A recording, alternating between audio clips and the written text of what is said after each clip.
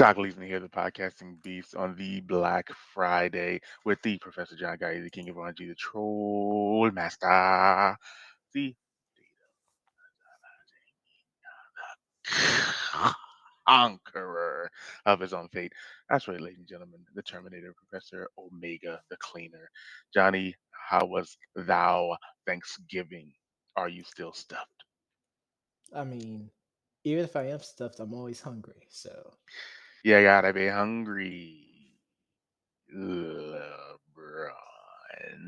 but for those out there that has partaken in Black Friday shopping, Ugh, please be safe and please have very. common sense. Oh my goodness. It stinks because a lot of those deals have been out for like the past 3 weeks, and I just don't think people have just been aware.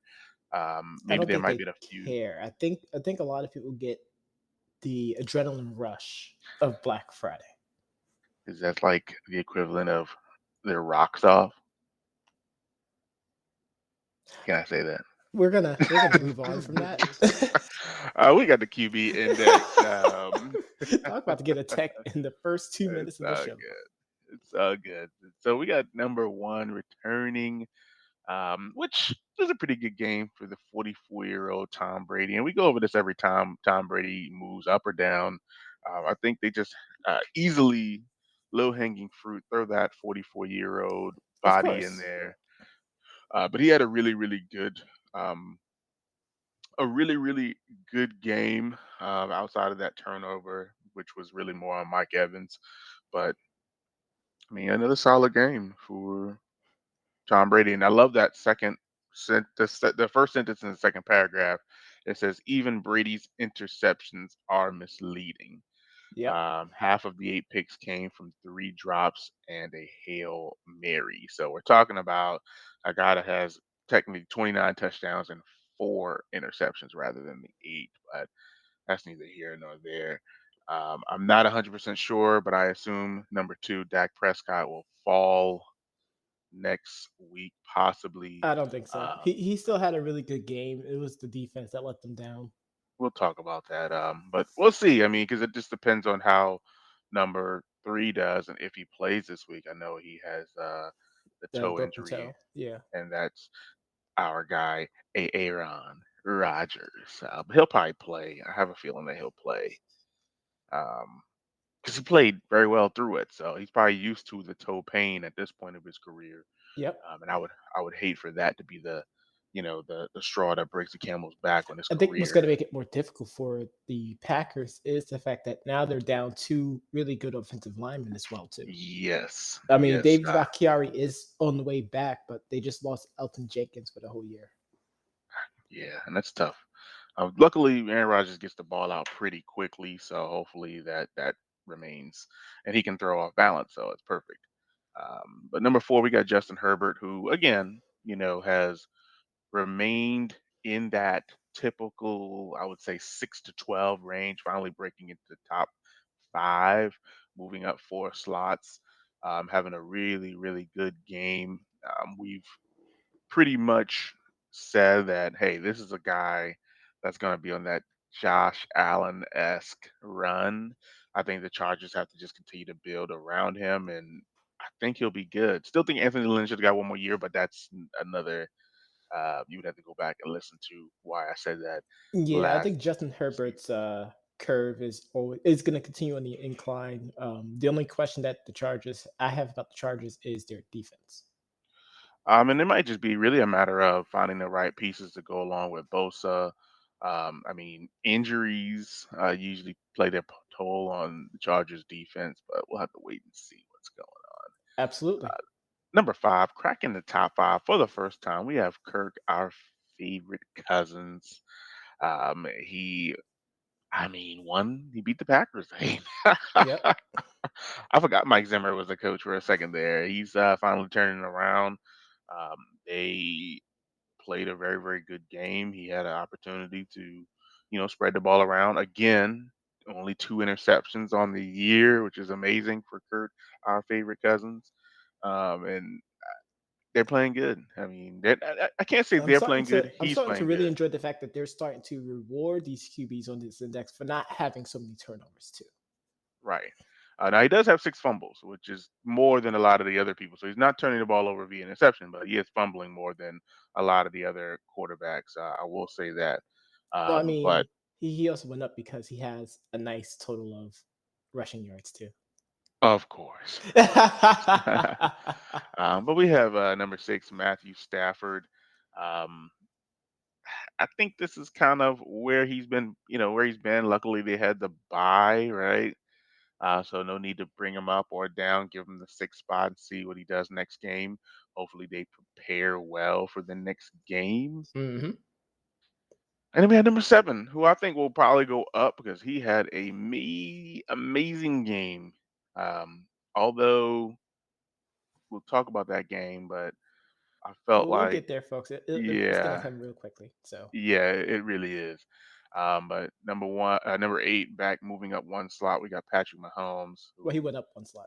yeah, he went up one slot, who absolutely dominated the Cowboys last week. Um, and luckily for them, they didn't get blown out, like you said. Exactly. We got number 9 here, Josh Allen. Last week, I mean, my goodness, they turned the ball over 19 times. It was a terrible, terrible It game. was a really bad game.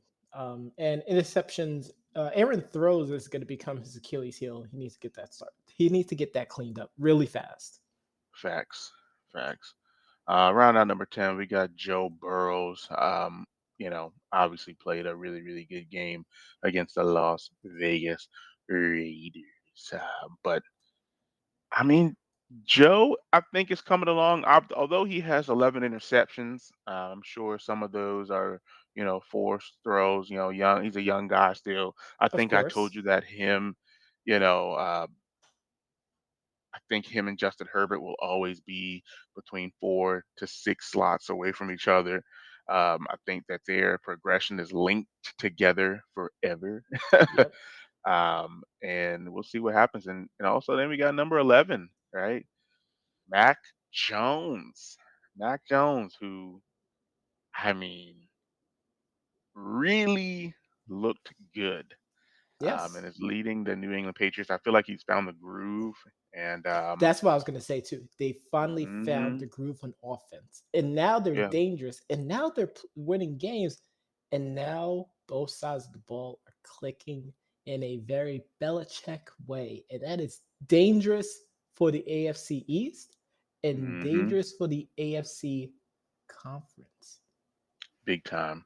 But I think that's a good segue to the games we had yesterday. And since we're talking about the NFC East, let's start with that Buffalo game, which was the last game versus the New Orleans Saints. The Buffalo Bills defense said, you know what? It's time for us to remind everybody who we are and what we do. And New Orleans, as I said via text, they just didn't come marching in. Nope. Nope. Trevor Simeon might bring Philip Rivers out of retirement. Like literally, I know Philip I said, "Hey, mean, how come?" in his defense, they don't have all the offensive tools. Yeah, yeah, they So do. it's not like that. Like he has to play with the pieces that's on the field, Yeah, but honestly, it wasn't even really the pieces. It was the offensive line. He was getting beat up a little bit. and that's what I was gonna say too.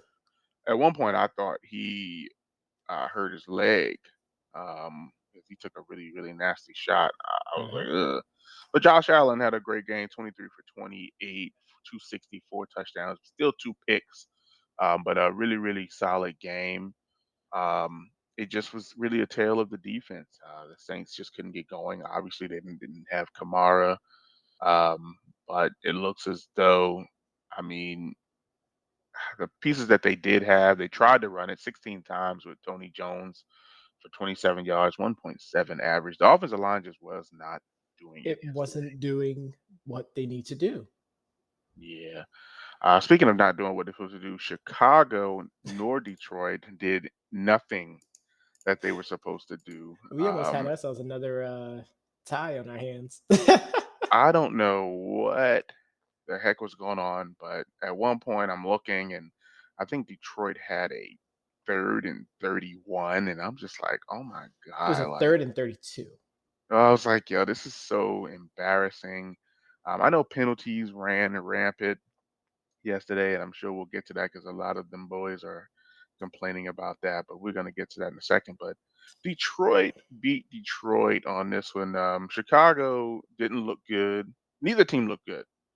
But Chicago looked beatable, and this looked more like a dive, like almost tanking, almost because um, it, and I don't know if Jared Goff is like. I'll say this. I was like, you gonna be on that hill. Yeah, I'm gonna be on this hill. I'll say this. Okay. In Madden, I let Jared Goff go. I traded Jared Goff. I thought he wasn't the guy for me. It didn't matter how I threw the ball; it just was never a good ball. Okay. But I feel like once DeAndre Swift went out, which wasn't early, it felt like it was pretty late. He only had 3 carries up to that point. But once DeAndre Swift went out, like their offense just got kind of stale. Like it was just like, ugh. It was not existent. Yeah, it's like I understood we fired Jason Garrett, but like to me, it's like, all right, this is no good. Um, but the Bears win 16 to Wait, 14. fired Jason Garrett. That's what I'm saying. Like I understand that Jason Garrett got fired from the Giants, Okay. but whoever I the was like, offensive you just coordinator, I'm threw the sorry, I Jason didn't finish Garrett it. line out of nowhere. I'm like, wait, what? Yeah, whoever's the offensive coordinator for the Lions, which I didn't look up. I'm not looking it up. I don't even want to know who it is. But that person, it might be time for them to go, or maybe they're just going it with the flow because this is, It's you Anthony know, Lynn. God, he should have stayed in. He should have stayed with the Chargers. That's exactly it. He should have stayed with the Chargers. But the Bears win. Andy Dalton 317, 1 touchdowns, one pick. They played a pretty clean game. Darnell Mooney 5 catches for 123. But it just didn't look good via No. the strikeout website. And last week we had them boys. Um, Oh boy. I'll say this. This them boys, oh boy. Yeah, I I'll mean, say these this. last four, I'll say this first beforehand, because I'm gonna be controversial, and I'm gonna say this. These last four games for them boys, they look like them frauds. Yeah. Well, here's the thing. So I'll give credit to the Raiders. Obviously, Derek Carr was slinging it. Josh Jacobs ran pretty hard. And Hunter Renfro, I felt like just kept going the wrong way when he caught the ball. He would go to the middle of the field rather than out to the sideline. But Yep. that was just my interpretation of what I saw. Um, what I I mean, did see he from still the got 134 yards catching. I mean, no big time. Oh yeah, because he was running to the middle of the field. It was very strange, but I was like, why isn't he running outside? Um, but there was no real pass rush on that, on Derek Carr. They weren't really getting after him. He had a lot of time in the backfield, surveying the field. It was really bad, and I'm gonna go on record to say this because I've said this several times. okay. Tony Pollard might be the best player on the Cowboys right now. Not just because of the kick return, but he just runs better. He catches the ball out of the backfield better. I just feel like I hate to say it, but Zeke might be done with the Cowboys. Not his career, but Tony Pollard is going to get paid, and That's he would have as I'm the owner, general manager of the Dallas Cowboys. Tony eh, Pollard's going to be, Ezekiel is going to be our starting and that's quarterback. crazy. That's so crazy to me because Tony Pollard is literally uh, playing better in this offense than Zeke. Zeke and makes some and great and you cuts. said this at the beginning of the season. I did. I said Tony Pollard makes the Cowboys better. Don't get me wrong, Zeke makes some great cuts. He runs the ball very well, but Tony Pollard just fits better in the offense. But Cowboys lose 36-33. I know Cowboy fans are kind of taking a silver lining, saying to themselves, well, hey, we came back, we took it to overtime, so on and so forth. But No, when no, I no, look no, no, at no, the no, no, no, amount no, of, no, no, no, no, no, no, no, no, no, no. If you're a Cowboys fan, you should be ashamed of yourself. Yeah, just lost to a team that just dropped 3 straight. There is no silver lining. but three straight, but you know what? Three straight is kind of tough, man, because the Raiders are they're not a bad team. It's not like the Lions. Like if the Cowboys would have came in here and lost to the Lions, and I'd have been like, okay. But the Lions are loaded. Their The defense. Ravens got blown out the last 2 games. Who The Raiders got blown out their last 2 games. they played two solid teams. The Chiefs, who are coming off the Madden curse. Don't forget that, right? The Chiefs coming off the Madden curse, right? Don't you forget about that. The Chiefs who coming off the Madden curse. Like I want to the, make the sure the that you Chiefs who know just come back from IR due to the Madden curse. exactly, exactly. I don't want you to forget about that because that's very, very important. And I mean, the last game, come on. I mean, it, it's the bang. I mean, the Bengals are playing. They're tough. I mean, the Cowboys You need to so after Gruden Gate, you praised them after they went 2-0. be- because of the distractions. They were able to Of course, they with were the able to Henry limit the Ruggs situation distractions. as well. That was a little different. They managed the distractions, but it's like And then now they you bring dropped in three Deshaun, after that you bring in and beat Deshaun them boys Jackson. who was 1-2 before this game. I mean, 1-2, 0-3. It's tomato to me. I mean, that's the say to me. But Only thing I'll say is this. you was mentioning how the Cowboys fan base were very upset. Jerry Jones was very upset, and they spoke about it due to the officiating. Would you like to talk about that, Doc? It was a lot of. I mean, I didn't see any bad calls. I mean, there was a lot of penalties. There were some pass interferences, obviously, on the man in the thumbnail of the show, Mr. Brown. There was some holdings and some hands to the face, but I mean, they were all legit. They were all legit. So there's nothing really to say there. His Actually, I, name is I honestly think Anthony we should. Brown, Doc. He said Think we that should. guy. Well, I said Mr. Brown. Yeah, Mr. Brown. I said the guy in the thumbnail, or Mr. Brown, that they're gonna see. They're gonna Oh see man, this. But let's get to the predictions for this week. We gotta wrap absolutely. wrap this up here. We have the Bucks playing the Colts in Indianapolis. For the first time, I'm gonna confidently say the Bucks win the game. I am going with the Colts. It makes sense. We got the 2-8 Jets versus the 2-8 Houston Texans. I am gonna go with the Texans. I'm gonna call this one a tie. Ugh. We got the 5-6 Philadelphia Eagles. We got the 3-7 New York Football Giants. I'm gonna go with the Eagles. Fly, Eagles, fly. Even though Freddie Kitchens may lead the Giants to a different outcome, I'm gonna go with the Eagles. I think they'll have to have Their some run time game to has gel. been lethal, and if as long as they Agreed. still lean towards that, they're gonna win this game. We got the Panthers headed to Miami to play the Dolphins. I'm gonna go with Carolina. I think Cam is gonna make it happen. Yeah, I'm gonna go with Carolina too. This should be the game of the week right here. Or one of the games of the week. We got Tennessee versus the Patriots. I'm gonna go with the Patriots. I am also gonna go with the Lale Lulelo. We got the Pittsburgh Steelers. We got the Cincinnati Bengals in Cincinnati. Clearly, I'm taking them Cats. Kitty goes meow, We which got is the the Bengals, Atlanta, folks.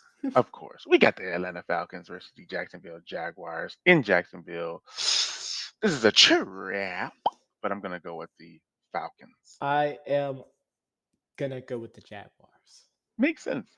We got the Chargers. We got the Denver Broncos. We just talked about J. Herb. I'm going with the Chargers. Go Chargers, go! We got another game of the week potential. We got the LA Rams. We got the Green Bay Packers. I am gonna go with the Packers. I'm sorry, Aaron, but I'm going with the Rams. The injuries, I know, but I just feel like he's gonna find a way to get the ball out of his hand pretty quickly. We'll see.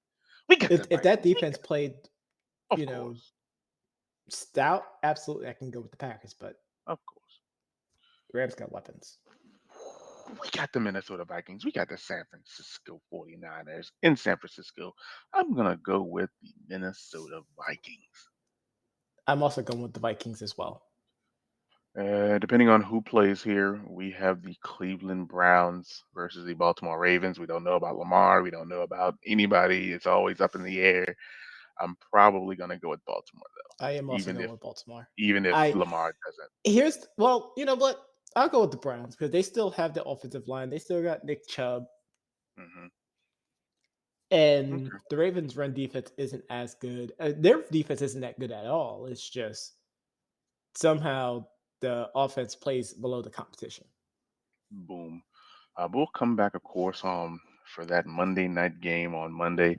But Johnny, I know that people heard this podcast on their favorite podcast platform, but if they didn't, they can always go to our website at www.debateamongstfriends.com to review this episode as well as all the previous. Be sure to tune in Monday as we go over the news, the analysis, and the reads. Let's go Cincinnati get that win today. Sensei.